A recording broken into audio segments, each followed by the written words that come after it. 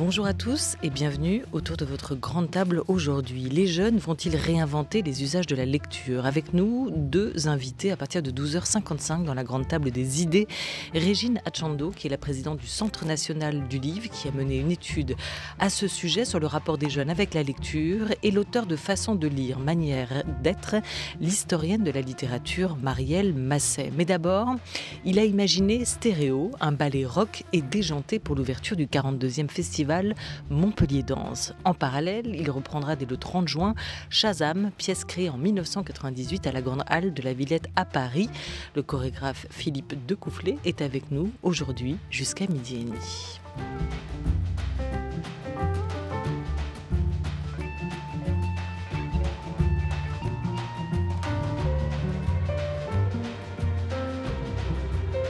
France Culture, la grande table,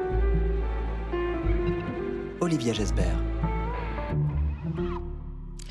Saules aveugles, femmes endormies, le premier long métrage d'animation de Pierre Foldès, adapté de nouvelles du japonais Murakami, vient d'obtenir la mention du jury au Festival d'Annecy. Félicitations. Projet d'une vie, plus de 6 ans de travail.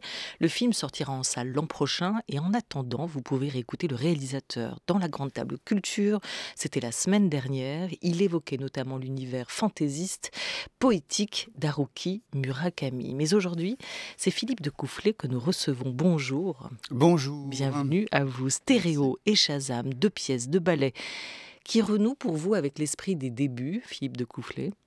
Il y a une cohérence à les retrouver ensemble en ce moment pour vous? Écoutez, en tout cas, c'est deux spectacles qui sont tout à fait complémentaires. L'un, Stéréo, qu'on vient de créer à Montpellier, c'est un spectacle qui joue sur l'énergie, sur le rapport à la musique, sur une énergie assez brute, assez directe. C'est un spectacle rapide, enlevé, joyeux. C'est un spectacle de sortie du Covid. C'est un spectacle détonnant. Et puis Shazam, et donc la moyenne d'âge de Stéréo, c'est entre 20 et 30 ans. Shazam qui se retrouve à la Villette tout bientôt pour une dizaine de représentations. Et c'est la fin de la tournée. Donc j'insiste là-dessus, si vous voulez voir ce Shazam, c'est maintenant ou jamais à la Créé Villette. En 98. Créé en 98. 24 ans après. Voilà. Et là, la moyenne d'âge avoisinerait plutôt 50 ou 60 ans dans la compagnie de Shazam. Et alors Shazam, c'est un spectacle qu'on a créé effectivement au millénaire dernier, qui parle du rapport à l'image, de la puissance des images, qui compare des danses filmées en 16, en 35, en vidéo, et les danses présentées réellement. Et puis c'est sur le rapport à la musique. Et c'est un spectacle qui a acquis, à mon avis, une dimension nouvelle depuis sa reprise, c'est que maintenant ça parle du temps. Puisque donc c'est un spectacle où on confronte des danses et des danseurs, enfin des choses qui ont été faites il y a 25 ans. Oh zut, ça y est, je m'exprime mal. C'était un truc sur le rapport entre la danse et le cinéma. Donc on avait à l'origine des danseurs réels et des danseurs virtuels filmés. Aujourd'hui, la différence, c'est que ces films ayant été faits il y a 25 ans, ça nous parle du temps en plus, et c'est plutôt une valeur ajoutée. Mais Stéréo aussi nous parle du temps. Elle est là, la complémentarité. Stéréo aussi est nourri de votre cinéphilie, et Stéréo, enfin, bat au rythme des musiques qui ont compté pour vous. On retrouve peut-être ces trois point commun, cette complémentarité entre Stéréo et Shazam. Après, tout doit disparaître, Philippe Decoufflet, spectacle chorégraphique créé à Chaillot il y a 3 ans, palimpseste de vie et d'expériences vécues, disiez-vous à l'époque, qui puisait effectivement dans vos grandes pièces des codex Shazam, Sombrero, Contact. Vous êtes entré dans un cycle de revisitation du passé à travers vos propres créations. C'est le cas, mais est-ce que c'est volontaire? Est-ce que c'est conscient? Pas du tout. Shazam, c'est vraiment... Surtout doit disparaître. On avait repris Shazam, entre autres. Et je m'étais rendu compte... Enfin, je voulais donc... Tout doit disparaître. C'était l'idée était d'occuper toutes les salles à Chaillot et de faire des spectacles de partout à partir de choses qu'on avait déjà faites. Et Shazam a été une des choses les plus évidentes à reconstituer. Donc, et comme la troupe était encore quasiment là, ça faisait 20 ans qu'on parlait comme d'une blague de reprendre Shazam un jour. Et là, j'ai décidé finalement de le reprendre, justement avec l'équipe d'origine, dans la mesure du possible. Et voilà, je l'ai repris parce qu'il me semble que c'est un spectacle qui a traversé le temps sans trop prendre de rides, qui fonctionne bien. Il y avait quelque chose de magique quand on a commencé à le reprendre. Les musiciens, par exemple, ont repris les partitions, mais c'était nickel. Ils n'avaient pas joué ça depuis plus de 20 ans, et toutes les musiques sont ressorties avec la même beauté, la même pureté. C'était presque plus maîtrisé, puisque le temps aide à mieux maîtriser les choses. Mais ça veut dire quoi, reprendre, pour un chorégraphe? Ça veut dire quoi? Ça veut dire, c'est tout simple, c'est reprendre un spectacle. C'est-à-dire qu'on reprend sa structure, on retrouve les interprètes, on reprend la même structure, et on revit des choses ensemble. Quand on reprend, on recrée? Sur Shazam, le moins possible. L'idée, c'était vraiment de reprendre. C'était un spectacle qui avait une vraie structure assez forte. Parce que ça joue sur... c'est un spectacle qui parle de ce que c'est qu'un spectacle. Donc il a déjà une espèce de fragilité de base dans sa structure même au départ, ça commence par quelqu'un qui arrive sur scène en disant bah, « c'est pas prêt, rien ne va ». Donc ça joue sur la fragilité du spectacle vivant. Et ça a priori, on n'y a pas touché. D'autant plus que 25 ans plus tard, on reste fragile, sans aucun doute. Créer ou reprendre, des fidélités au point de renouer aussi pour vous.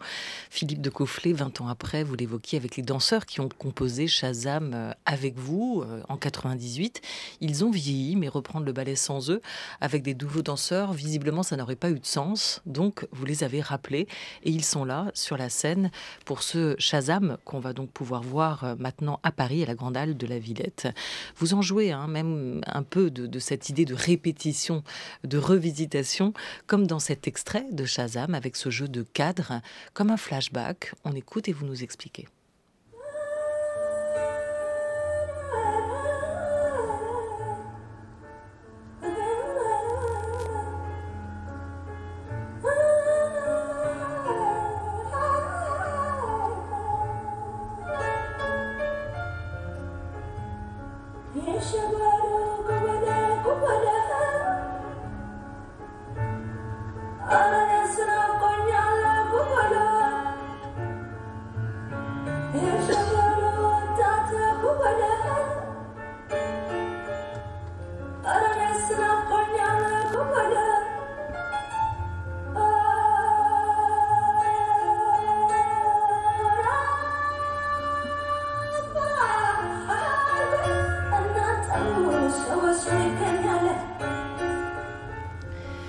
Des danseurs et des danseuses et des danseurs. Ils sont les uns derrière les autres, Philippe de Cofflet, et derrière un écran. Que projetez-vous ? Alors là, ce que vous nous faites écouter, c'est un extrait de ce qu'on appelle Aster. C'est le seul morceau qui n'est pas en live dans le spectacle. Tout est joué par la Traban, sauf ce morceau-là. C'est une chanteuse qui s'appelle Aster Awake, qui est éthiopienne. J'avais découvert ce morceau juste avant la création de Shazam. Cette voix m'a beaucoup parlé, inspiré. Comme souvent, quand j'aime une musique, je l'écoute de manière maladive. Et la danse est venue en écoutant ça. Et j'ai fait rapidement le lien avec Alexandra Naudet, qui est danseuse dans ma compagnie depuis bien longtemps. Et je voulais lui créer un solo. Et donc j'ai pensé à elle. Et voilà, j'avais envie de faire quelque chose où elle soit la voix. C'est une idée toute simple, c'est de faire en sorte que la danseuse fasse exactement ce que fait la voix. À mon avis, enfin mon interprétation de ce que raconte cette voix, puisqu'en plus je ne sais pas du tout ce que raconte cette chanteuse, je n'ai jamais cherché à traduire le texte, je me suis juste occupé de la musicalité des choses.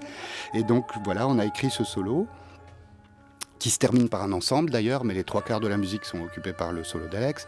Et comme souvent, j'ai eu envie d'en faire un court-métrage. Donc j'ai tourné, on a fait un très beau tournage avec Jeanne Lapouari à la chaufferie chez nous à Saint-Denis en 35 mm. Et on a tourné ce solo à la chaufferie, complété par les autres danseurs. Et puis ensuite, lorsque j'ai fait Shazam, j'ai eu envie, comme c'était un spectacle qui parlait du rapport à l'image, je me suis dit, très bien, on va passer le film et on va reproduire tout ce qui se passe dans le film en même temps en live. Et donc le spectateur pourra voir ce court-métrage que j'aime beaucoup, mais en même temps sa retranscription physique sur scène. Et avec tout ce que ça peut raconter, puisque Alexandra est une danseuse particulièrement douée et précise, mais on est totalement incapable de refaire sur 7 minutes exactement la même chose ensemble. Le film, il est comme il est, mais le corps, au moment où il danse, il a son timing. Et même si on essaye d'être le plus précis possible, on ne fait pas 2 fois la même chose en danse.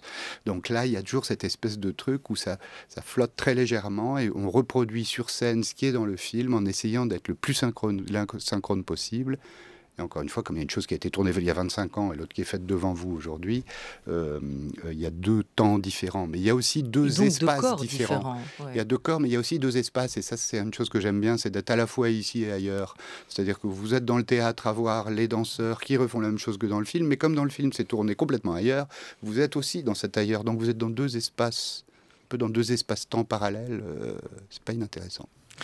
Les répétitions ont eu lieu à la Chaufferie, à Saint-Denis. C'est votre lieu. Avoir un lieu à soi, c'est important. C'est pratique. C'est extrêmement pratique parce que moi, je fais du spectacle, comment dire, je me sens pas vraiment chorégraphe au sens ballétique du terme. J'écris de la danse, mais pour moi, c'est comme le matériau de base. Lorsque je commence à travailler sur un spectacle, je me sers d'abord des corps, je pars des corps, mais très vite, les costumes, la lumière, la scénographie, le rapport à l'image, le rapport à la musique, ce sont des questions qui se posent et des éléments sur lesquels j'ai envie de travailler. Donc, le gros avantage d'avoir un lieu à soi, c'est qu'on peut y poser un décor pendant un mois, c'est qu'on peut y travailler des lumières, on peut errer un peu avant de trouver. Et le gros avantage d'avoir une compagnie à soi, comme DCA, diversité, camaraderie, agilité, votre compagnie, quel est-il ?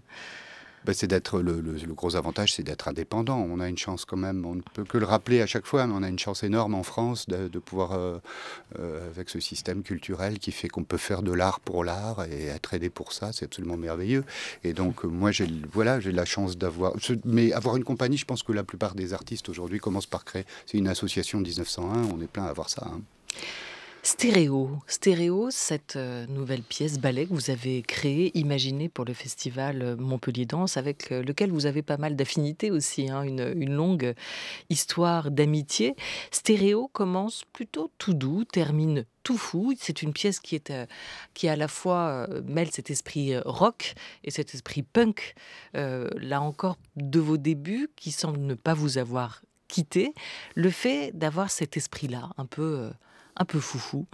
Vous trouvez que l'époque en manque beaucoup de cet esprit rock que vous mettez en avant dans cette pièce ballet Stéréo? Vous savez, moi j'essaye de réaliser les spectacles que j'ai envie de voir, tout simplement. Donc je fais les choses qui me manquent, les choses que je vois pas. Et j'aime le rock'n'roll, je souffre un peu de l'omniprésence de la techno partout. J'aime les rythmes humains, moi. J'aime pas la musique électronique. Et j'avais envie... Enfin, j'aime pas énormément. Et donc, j'avais effectivement envie de travailler... Le rapport à la musique est une chose qui m'a beaucoup intéressé. Entre les 2 confinements, j'ai fait un spectacle sur du Mozart, où j'ai essayé de mélanger physiquement les musiciens et les danseurs. C'est quelque chose qui me travaille depuis longtemps. Et c'était très intéressant à faire sur de la musique classique, mais ça m'a donné envie de faire ça avec la musique que j'aime profondément, qui est le rock'n'roll. Donc voilà, au sortir du confinement, j'ai envie de faire quelque chose d'énergique, qui change les idées, qui nettoie la tête, qui vous emmène sur des terrains qui, moi, me semblent intéressants, beaux, voilà, et de faire quelque chose qui soit hybride. C'est vrai que je m'inspire beaucoup de mon adolescence, depuis toujours. Mais j'ai l'impression qu'on est plein dans ce cas-là, non? C'est une période riche de la vie des gens et c'est quelque chose qui vous nourrit après dans votre art. Oui, et le confinement a joué un petit côté introspectif. Vraisemblablement, le confinement y apporte quelque chose. Chez beaucoup d'entre nous. Dans Stéréo, le cadre de la scène ressemble à une fenêtre de jukebox. Des musiciens jouent en live et les danseurs bougent, évoluent au son de la basse, de la batterie et de la guitare électrique. La musique engage les corps, à vous lire, en tout cas la danse de vos danseurs et de vos musiciens sur scène. Philippe de Coufflet, on écoute un extrait de Stéréo.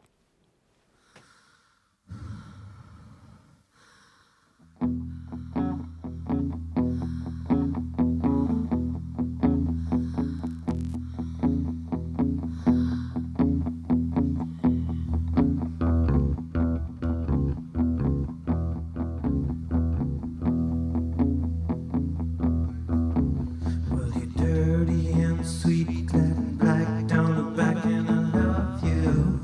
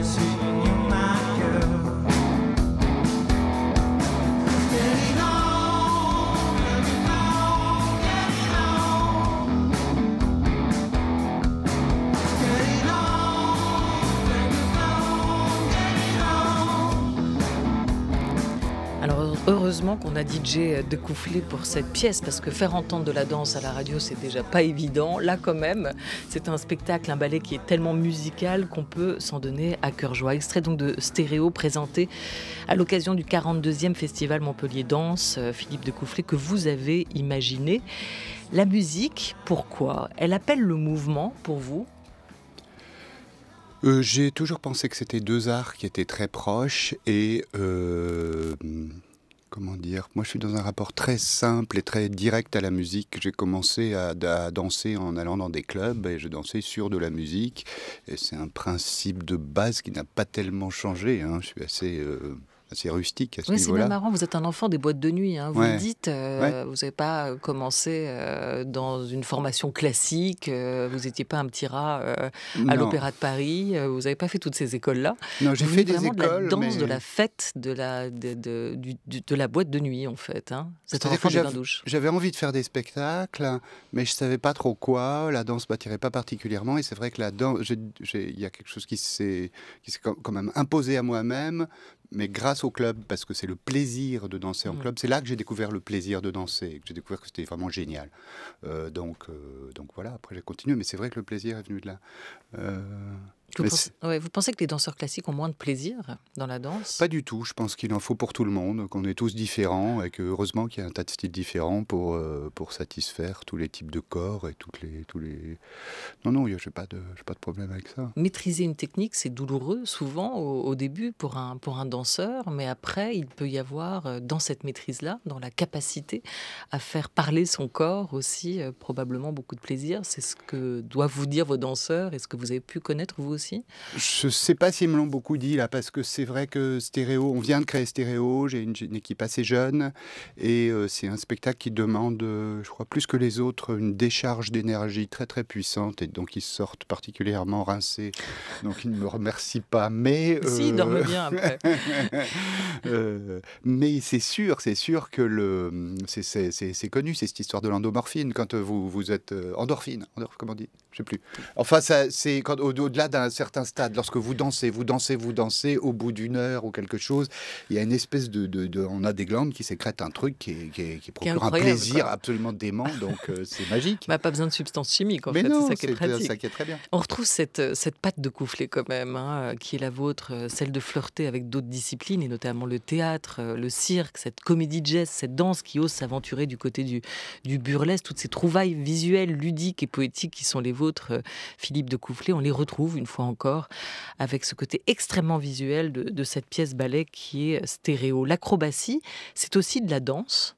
Tout est danse, tout peut faire danse. Pour moi, la danse, c'est tous les mouvements qui ne sont pas utilitaires. À partir du moment où vous faites des choses, vous faites des gestes pour le plaisir de les faire, on peut considérer que c'est de la danse. Donc, à partir de ce moment-là, beaucoup de choses deviennent de la danse. Mais là, en l'occurrence, j'ai eu la chance de rencontrer Aurélien Oudot il y a quelque temps, qui vient de l'école du cirque de Bruxelles, qui est un accro-danseur. Il y a des nouvelles techniques maintenant, des gens qui maîtrisent très bien les deux. Et je pense que ce sont des arts extrêmement complémentaires et que l'acrobatie amène une virtuosité contemporaine que j'apprécie beaucoup. Philippe Decoufflé, vous avez évoqué Mozart tout à l'heure. Moi, j'aimerais vous emmener du côté de Schubert, si vous le voulez bien, avec un grand pianiste français qui reprend les impromptus David Frey.